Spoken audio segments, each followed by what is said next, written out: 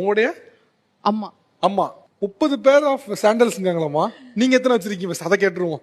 நீங்க 60 சொல்லிட்டீங்கன்னா அப்புறம் பேச கொண்டு இல்ல. நான் ஒண்ணுதான் சார் ஒண்ணே வச்சிருக்கேன், ஒண்ணா? போட்டுட்டு இருக்கேன். அது ஒண்ணுதான். பாரு, அம்மா கால ஒண்ணே ஒண்ணுதான் இருக்கு. 30 வச்சிருக்காங்களாமே. ஆமா சார், அவ பாக்குறது நானே திட்டிட்டே இருப்பேன். நான் ஏமா இவ்வளவு செப்பல் வாங்குறேன், செப்பலுக்கெல்லாம் ஏன் அனாவசியமா செலவு பண்றேன், அதை என் கீழே கொடுத்தீங்கன்னா நான் சேவிங்ஸ்ல பண்ணுவேன்ல, எதுக்கு இது தேவையில்லாதது இல்லையா அப்படின்னு சொல்லிட்டு நான் கேட்பேன். இல்லம்மா அதெல்லாம் உனக்கு தெரியாது, நீ அந்த காலத்து ஆளு, உனக்கு அதெல்லாம் தெரியாது. நீங்க திட்டுறது கூட இப்படிதான் சாப்பிட்டா திட்டுவீங்களாமா? இவ்வளவு சாப்பிட்டா திட்டினா எப்படி அவங்க கேட்பாங்க? எவ்வளவு சாப்பிட்டா திட்டுறீங்க? சாண்டல்ஸ் அல்லாது வேற என்னென்ன விஷயங்கள் உங்க பொண்ணு வாங்குறது இந்த வந்து பைக் வாங்கினா சொன்னா இல்லையா, 2 லட்சம் ரூபா. ஆமா. 2 லட்சம் ரூபாய் நான் வேண்டாவே வேண்டான்னு சொன்னேன். வேண்டாம், எதுக்கு வேஸ்டா இப்ப. இது அப்ப யார் வாங்கி கொடுத்தா அந்த பைக்? அவங்க அப்பா. ஓ, இங்க பேசின வேலைக்கு வந்து அங்க பேசுறது.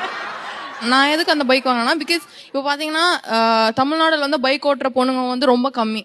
ஸோ எனக்கு வந்து யூனிக்கா நான் இருக்கணும் அப்படின்ற ஒரு இது கொஞ்சம் போல்டா. இப்போ நானே டெய்லி பைக் ஓட்டிட்டு தான் போறேன் காலேஜுக்கு. நிறைய பேர் என்னை பார்த்து சிரிப்பாங்க, தம்ஸ் அப்லாம் காட்டுவாங்க. குழந்தைங்கலாம் வந்து என்ன வந்து ஒரு எப்படி சொல்றது, ஒரு இன்ஸ்பிரேஷனா பார்ப்பாங்க. So that will make me happy day to day லைஃப்ல.